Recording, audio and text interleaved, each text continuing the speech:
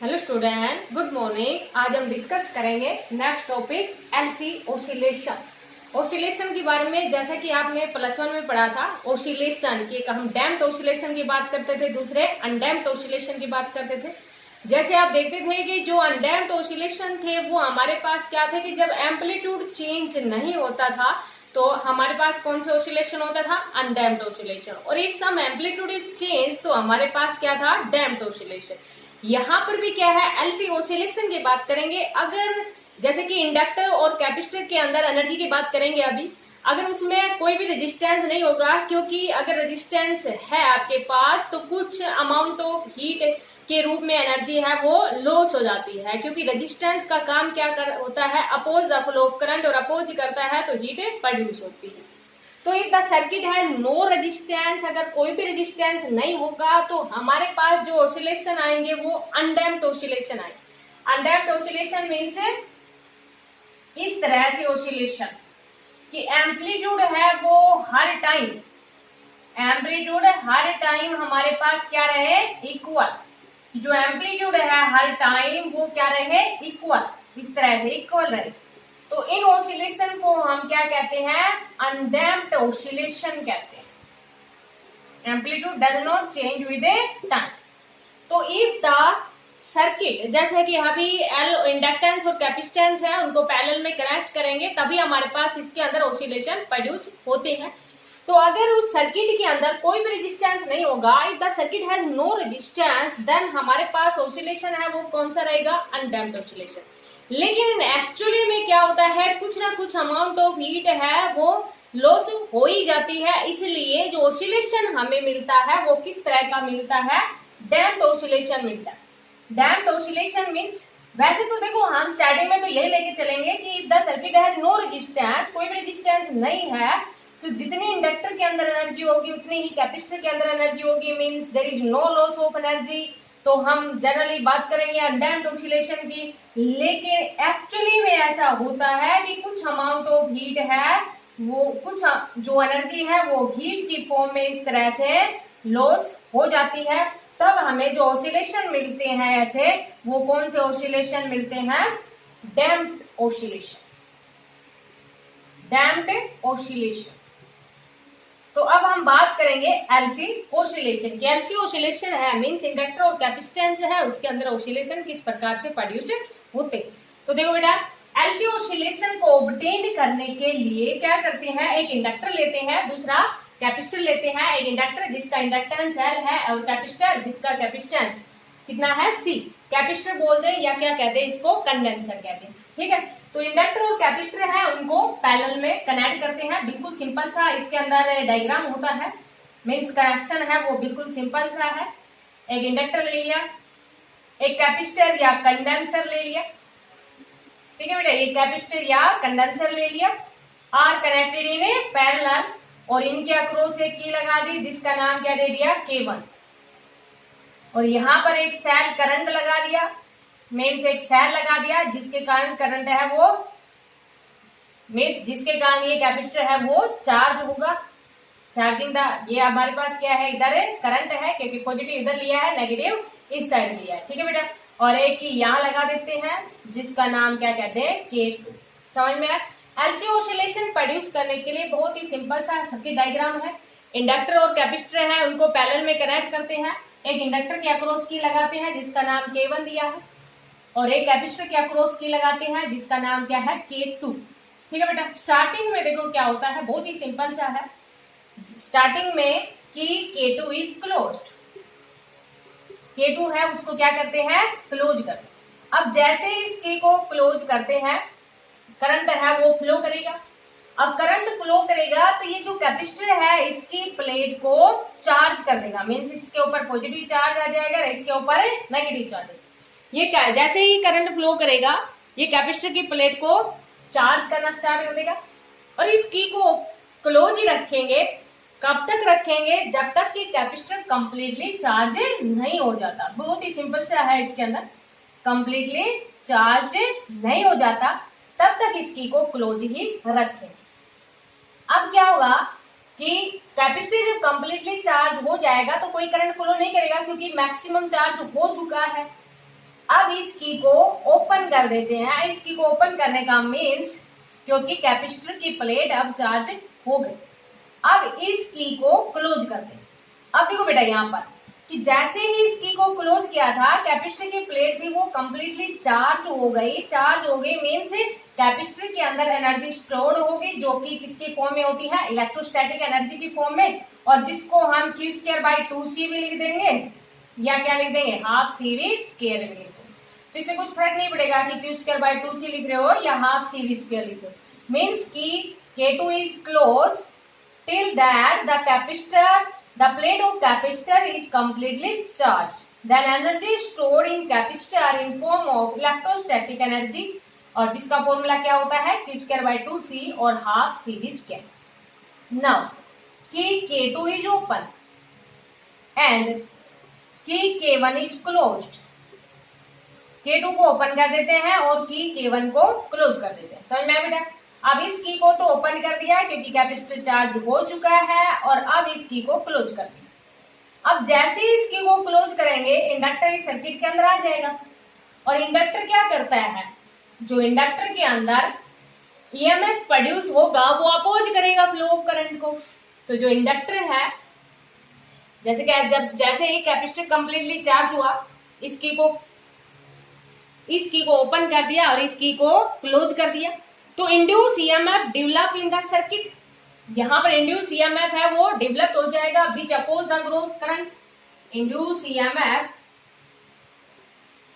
Developed in the circuit, developed in the circuit. Induce EMF है वो developed हो जाएगा सर्किट के अंदर which oppose the growth of current, which opposes the growth of a current, जो कि growth of current है उसको अपोज करेगा। ग्रोथ ऑफ करंट को अपोज करने का मीन्स ये कैपेसिटर है उसको डिस्चार्ज करना स्टार्ट कर देगा। Means it start discharging the capacitor, it starts the discharging the capacitor, discharging the capacitor. Capacitor है उसको डिस्चार्ज करना स्टार्ट कर देगा। समझ में आया बेटा?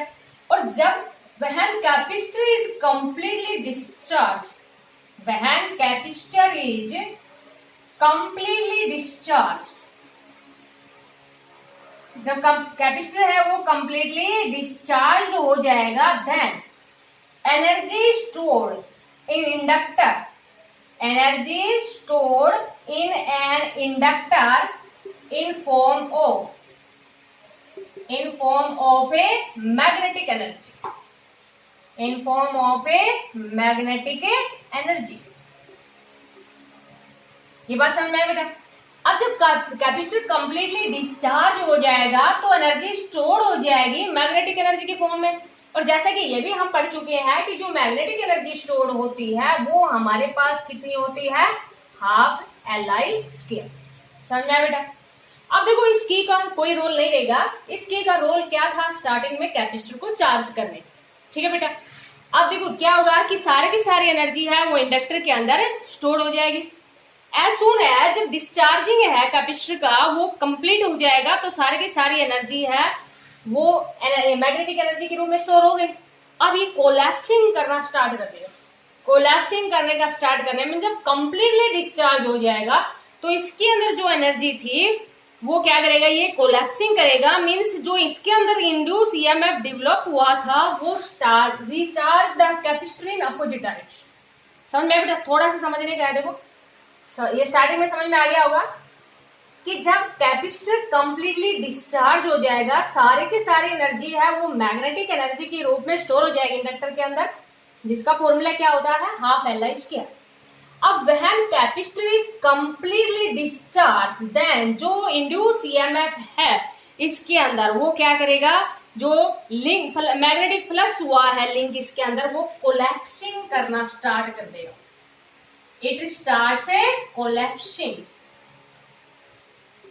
कोलैप्सिंग मीन्स जब इसके अंदर इट स्टार्ट्स कोलैप्सिंग मीन्स अब क्या करेगा कि जो इसके अंदर एनर्जी स्टोर थी वो कैपेसिटर को अपोजिट डायरेक्शन के अंदर चार्ज करना स्टार्ट कर देगी। मीन्स देखो बेटा, आपके पास जैसे कि ये पहले इसको ये समझ लो, उसके बाद में आपको डायग्राम भी बनाने हैं, कैसे कैसे बनाने हैं वो आप बता रहे हैं।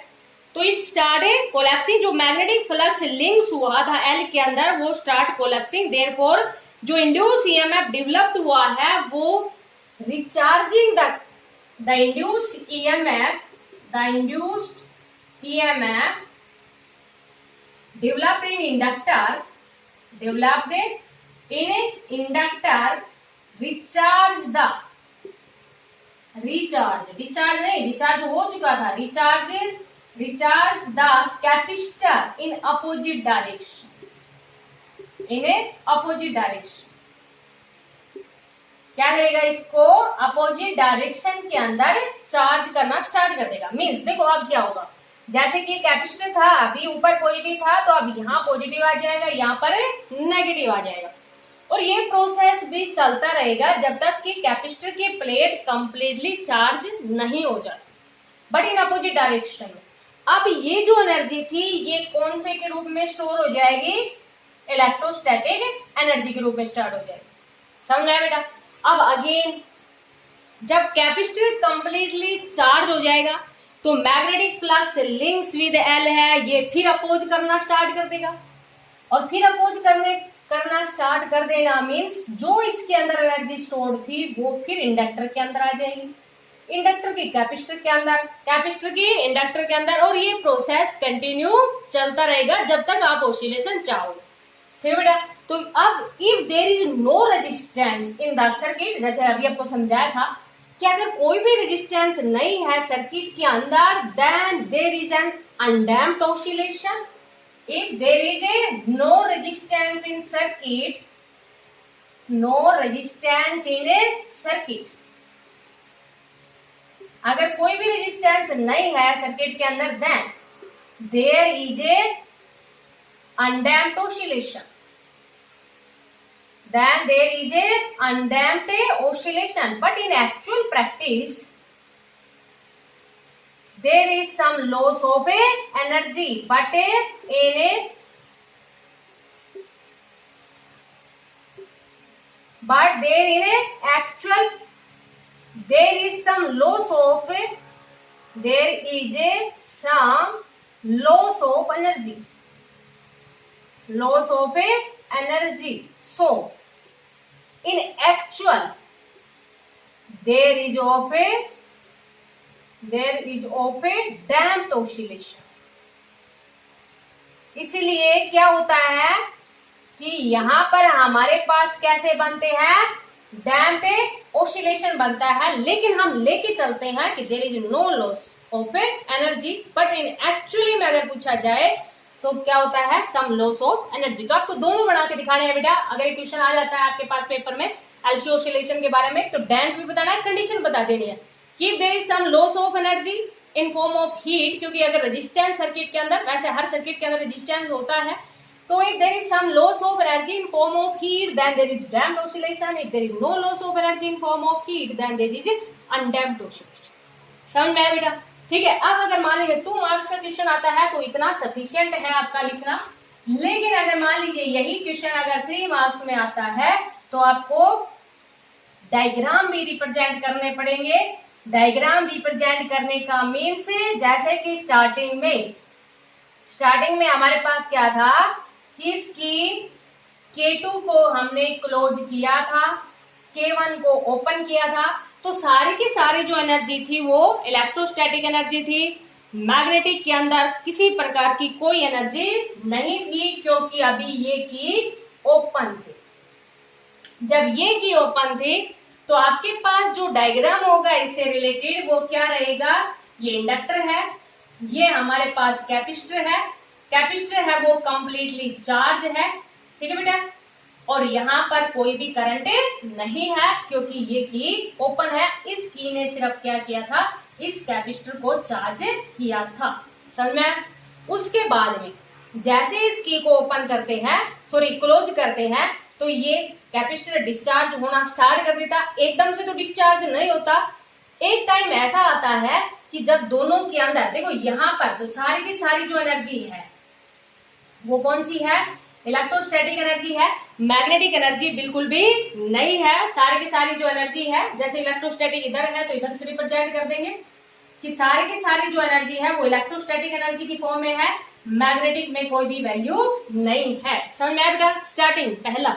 उसके बाद में देखो, जैसे इसकी को क्लोज करते हैं, ये जो इंड्यूस ईएमएफ डेवलप्ड होता है वो अपोज करता है इस फ्लो ऑफ करंट को, और अपोज करता है फ्लो ऑफ करंट को, तो एक टाइम ऐसा आता है, एकदम तो ऐसा नहीं होता कि एकदम से उसको अपोज कर देगा। एक टाइम ऐसा आएगा कि जब एनर्जी है वो दोनों के अंदर बराबर बराबर हो जाएगी। मीन्स ये इसके अंदर इसको यहाँ डिस्चार्ज करना स्टार्ट करेगा, मीन्स आधा डिस्चार्ज होगा, तब आधी एनर्जी इसकी इस फॉर्म में स्टोर हो जाएगी। तब आपके पास जो डायग्राम है, फर्स्ट डायग्राम समझ में आया बेटा? सेकंड जो डायग्राम है वो आपके पास कैसे रिप्रेजेंट कर दोगे? ये फर्स्ट था, सेकंड में वही इंडक्टर ले लिया, इधर हमने क्या ले लिया? कैपेसिटर ले लिया। अब देखो, जैसे कि स्टार्टिंग में अभी हमने 4 चार्ज लिया था ना, 4 यूनिट इधर, तो आप कितना ले लेंगे? यहाँ 2 यूनिट ले लेंगे, और इसके अंदर हमारे पास मैग्नेटिक फील्ड लाइंस प्रोड्यूस हो जाएंगी, क्योंकि कुछ एनर्जी थी वो किसकी फॉर्म में आ गई थी? मैग्नेटिक एनर्जी की फॉर्म में आ गई थी। और जो डायरेक्शन है वो ये रहेगी स्टार्टिंग में, क्योंकि इधर से इधर था ना, तो ये डायरेक्शन हो गई। समझ में आ गया बेटा? तो यहाँ पर जो एनर्जी है इलेक्ट्रोस्टैटिक एनर्जी में भी आपके पास इतनी इलेक्ट्रोस्टैटिक एनर्जी है और इतनी ही मैग्नेटोस्टैटिक एनर्जी है, मींस इतनी ही इलेक्ट्रिक एनर्जी है और इतनी ही मैग्नेटिक एनर्जी है। तो जैसे कि अभी हमने ग्राफ यहाँ तक बनाया ना, उसका आधा बना देना बेटा, कंप्लीटली नहीं है क्योंकि आधी आधी आ चुकी है, इसलिए इस ग्राफ को यहाँ से इसको मिटा देना। समझ में? ठीक है। तो यहाँ आप करंट है वो देखो, जैसे ही करंट जब इस की को हमने जैसे क्लोज किया तो करंट इंक्रीज होना स्टार्ट हो गया, और करंट इंक्रीज होने का स्टार्ट मीन्स चार्ज है वो डिक्रीज होना स्टार्ट हो गया। मीन्स यहाँ पर I इज इक्वल टू क्या लिख देंगे? माइनस dq बाई dt, क्योंकि पहले अभी जो डायग्राम बनाया था इससे पिछले उसमें 4 यूनिट चार्ज लिया था, अभी हमने कितना लिया है? 2 यूनिट चार्ज लिया है। मीन्स चार्ज कम होने लग गया और करंट है वो इंक्रीज होने लग गया, क्योंकि इसकी को हमने क्लोज कर दिया था। समझ में आया बेटा? थर्ड डायग्राम में अब क्या होगा कि सारी की सारी एनर्जी है वो इसे मैग्नेटोस्टैटिक एनर्जी की फॉर्म में आ जाएगी। तो थर्ड डायग्राम में क्या करोगे? इस कैपेसिटर को कंप्लीटली डिस्चार्ज कर दोगे, करंट मैक्सिमम हो जाएगा, और यहाँ पर मैग्नेटिक फील्ड लाइंस जैसे अभी 2 थी तो अब हमारे पास जैसे 4 से रिप्रेजेंट करके, क्योंकि हमने 4 यूनिट चार्ज ले रखा था, तो ये मैग्नेटिक फील्ड लाइंस हो जाएंगी हमारे पास। मीन्स एनर्जी है वो किसकी फॉर्म में आ गई? मैग्नेटोस्टैटिक की फॉर्म में आ गई, और एनर्जी मैग्नेटोस्टैटिक की फॉर्म में आ गई, means maximum energy magnetic energy हो गई और इलेक्ट्रिक एनर्जी बिल्कुल भी नहीं है। शायद आपको समझ में आ गया होगा। ठीक है बेटा? तो करंट है वो मैक्सिमम हो गया। अब जब इसके अंदर करंट मैक्सिमम हो गया, अब ये क्या करेगा कि जब मैक्सिमम हो जाता है, मीन सारी की सारी एनर्जी है वो इंडक्टर के अंदर आ जाती है, कैपेसिटर कंप्लीटली डिस्चार्ज हो जाता है, तो इंडक्टर कोलैप्सिंग करना स्टार्ट कर देता है। कोलैप्सिंग करने स्टार्ट करने का मीन्स इसको चार्ज करना स्टार्ट कर देता है, रिचार्ज करना स्टार्ट कर देता है, बट इन अपोजिट डायरेक्शन। तो देखो बेटा, अपोजिट डायरेक्शन में अब ये हमने जब 4 ले रखी ना, इसे मैं आपको समझा देती हूँ, आपको अलग अलग डायग्राम बनाने हैं। तो अब हमने कितने ले लेंगे? ये 2 ले लेंगे, और इसकी डायरेक्शन को चेंज कर देंगे। अब डायरेक्शन हमारे पास इस तरफ आ जाएगी, और ये इधर हमारे पास पॉजिटिव आ जाएगा, और इधर हमारे पास कौन सा आ जाएगा? नेगेटिव। समझ में आया बेटा? अब देखो, ये क्योंकि एकदम से तो डिस्चार्ज एकदम से तो इसको चार्ज नहीं कर पाएगा, उसके लिए थोड़ा सा टाइम लगेगा। तो एक टाइम ऐसा आएगा जब दोनों के अंदर बराबर बराबर एनर्जी होगी। ठीक है? अब क्या करेगा? ये कुछ टाइम बाद में इसको कंप्लीटली चार्ज कर देगा इन अपोजिट डायरेक्शन में। तो फिर आप यहाँ पर 4 मैग्नेटिक लाइंस, क्योंकि 4 से रिप्रेजेंट कर रखा है, तो इसलिए 4 लाइंस इस तरह से रिप्रेजेंट कर दोगे। अब हमारे पास क्या होगा? ये अभी कंप्लीटली चार्ज हो गया ना, तो अब जैसे कि 2 मैग्नेटिक फील्ड लाइंस थी, अब यहाँ पर इधर कोई भी मैग्नेटिक फील्ड लाइंस नहीं होंगी, क्योंकि ये इंडक्टर के अंदर जो एनर्जी स्टोर थी वो किसके अंदर चली गई? कैपेसिटर के अंदर चली गई। मींस अब हमारे पास डायग्राम है वो क्या रहेगा? कैपेसिटर की एनर्जी रहेगी, इंडक्टर के अंदर कोई भी एनर्जी नहीं होगी। ये जो करंट है उसकी डायरेक्शन भी चेंज हो जाएगी, और करंट यहाँ पर इस डायरेक्शन के अंदर जब हमारे पास कैपेसिटर कंप्लीटली चार्ज हो गया तो करंट है वो मैक्सिमम हो जाएगा, बट इन अपोजिट डायरेक्शन। और ये प्रोसेस इस तरह से कंटिन्यू चलता रहेगा। जैसे कि अब यहाँ पर इलेक्ट्रोस्टैटिक एनर्जी आई है, उसके बाद में फिर अगेन हमारे पास जब ये कंप्लीटली इसको चार्ज कर देगा, फिर दोबारा इसको डिस्चार्ज करना स्टार्ट करेगा और ये प्रोसेस कंप्लीटली इस तरह से चलता रहेगा और इस तरह से हमारे पास ऑसिलेशन है वो प्रोड्यूस होते रहेंगे। जब ये करंट मैक्सिमम हो जाएगा अगेन इन अपोजिट डायरेक्शन के अंदर, तो अब सारी की सारी जो एनर्जी है वो हमारे पास किसके अंदर आ जाएगी, इंडक्टर की फॉर्म में आ जाएगी। मींस लास्ट में करंट इन अपोजिट डायरेक्शन में, इस डायरेक्शन में करंट होगा मैक्सिमम, देन कैपेसिटर है वो अगेन डिस्चार्ज हो जाएगा और सारी की सारी जो एनर्जी है वो मैग्नेटिक फील्ड लाइंस की फॉर्म में इंडक्टर के अंदर आ जाएगी। जैसे 4 से रिप्रेजेंट कर रखा है तो 4 से रिप्रेजेंट कर देंगे। ठीक है बेटा, तो ये सारी की सारी एनर्जी है वो अब हमारे पास किसमें आ जाएगी, मैग्नेटिक के अंदर आ जाएगी। इलेक्ट्रिक एनर्जी बिल्कुल भी नहीं है। ठीक है, और जो डायरेक्शन है वो अब यहाँ ऊपर की तरफ डायरेक्शन हो जाएगी क्योंकि अपोजिट डायरेक्शन में आ गया, इधर भी 4 से रिप्रेजेंट कर देना। ठीक है, तो अब अगर मान लीजिए आपके पास ये 3 मार्क्स के अंदर आता है ये क्वेश्चन, तब आपको ये रिप्रेजेंट करना है। वैसे आपको समझाने के लिए समझाया गया है, 2 बार आपको रिपीट करवा दिया है कि एलसी ऑसिलेशन है वो कैसे प्रोड्यूस होते हैं, तो इसको आप अच्छे से अंडरस्टैंड करना। ठीक है बेटा, अब देखो यहाँ पर जब एलसी ऑसिलेशन होते हैं, जब ऑसिलेशन की बात करते हैं तो फ्रीक्वेंसी आती है हमारे पास, और फ्रीक्वेंसी में एक तो हमारे पास क्या दिया हुआ है, कैपेसिटर है, दूसरा हमारे पास क्या है, इंडक्टर है। अब जो कैपेसिटर होता है, between the plate of capacitor charge की हेल्प से पोटेंशियल क्रिएट होता है, और कैपेसिटर में जो पोटेंशियल क्रिएट होता है वो कितना होता है, Q/C। और इंडक्टर के अंदर कितना होता है, -E, जो इंडक्टर आपने पढ़ा होगा ना, -E/di/dt, sorry, E = -L/di/dt, E = -L/di/dt, यही होता है ना, -L/di/dt। समझ में आया बेटा? तो जो टोटल देखो जितना पोटेंशियल हम ये लेके चलते हैं ना कि जितना पोटेंशियल कैपेसिटर के अंदर है उतना ही हमारे पास किसके अंदर है, इंडक्टर। क्योंकि हमने अभी बताया कि अगर कोई भी रेजिस्टेंस नहीं है तो जितना हमारे पास इंडक्टर के अंदर एनर्जी स्टोर होगी उतनी ही कैपेसिटर में, मीन जितना पोटेंशियल इंडक्टर का उतना ही कैपेसिटर का, तो टोटल चेंज किसके इक्वल आ जाएगा, 0 के इक्वल।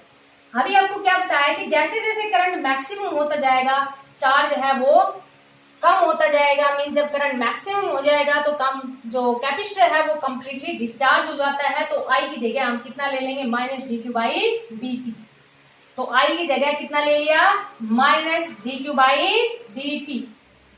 तो ये माइनस माइनस क्या कर देगा, इसको इधर प्लस कर देगा और इसको हम क्या बना देंगे, d²q/dt²। और इसी को ही हम आगे कंपेयर करते हैं।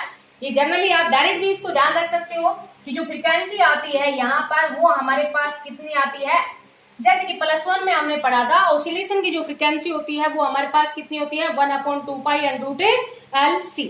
ठीक है बेटा, निकालते कैसे हैं तो वो अभी हम आपको समझा रहे हैं। तो देखो यहाँ पर Q/C + L d²q/dt² आ गया। इसी को हम क्या लिख देंगे, इसी टर्म को ऐसे लिख दिया, d²q/dt² + 1/LC × Q = 0। और इसको कंपेयर कर देते हैं सेकंड इक्वेशन से, मीन सेकंड डेरिवेटिव की इक्वेशन से इसको कंपेयर कर देते हैं। और जैसे ही इसको सेकंड डेरिवेटिव इक्वेशन से कंपेयर करेंगे यहाँ पर, तो ω² कितना आ जाएगा, 1/LC आ जाएगा। तो ω √LC आ जाएगा। ω कितना होता है, 2πν, और =1/√LC, और फ्रीक्वेंसी है वो हमारे पास कितनी आ गई, 1/2π√LC। तो थोड़ा सा लेंथी था ये टॉपिक, शायद समझ में आ गया होगा आपको कि जैसे जैसे करंट मैक्सिमम होता जाता है कैपेसिटर डिस्चार्ज होता जाता है, मीन चार्ज है वो डिक्रीज होता जाता है। इसलिए I = क्या लिख देंगे, -dq/dt लिख देंगे। और जो दोनों के अंदर चेंज ऑफ पोटेंशियल की बात करें तो वो हमारे पास किसके इक्वल है, 0 के equal. Change in potential in capacitor Q/C होता है, और इंडक्टर के अंदर -L/di/dt होता है, और I की जगह हम कितना पुट कर देंगे, -dq/dt। तो जो फ्रीक्वेंसी आई एलसी ऑसिलेशन की वो हमारे पास कितनी आई, 1/2π√LC। तो ये था हमारे पास एलसी ऑसिलेशन। इसको आप 2 टाइम्स देखोगे तो अच्छे से समझ आ जाएगा। तो इसको आप अच्छे से अंडरस्टैंड करना। Thank you, have a nice day.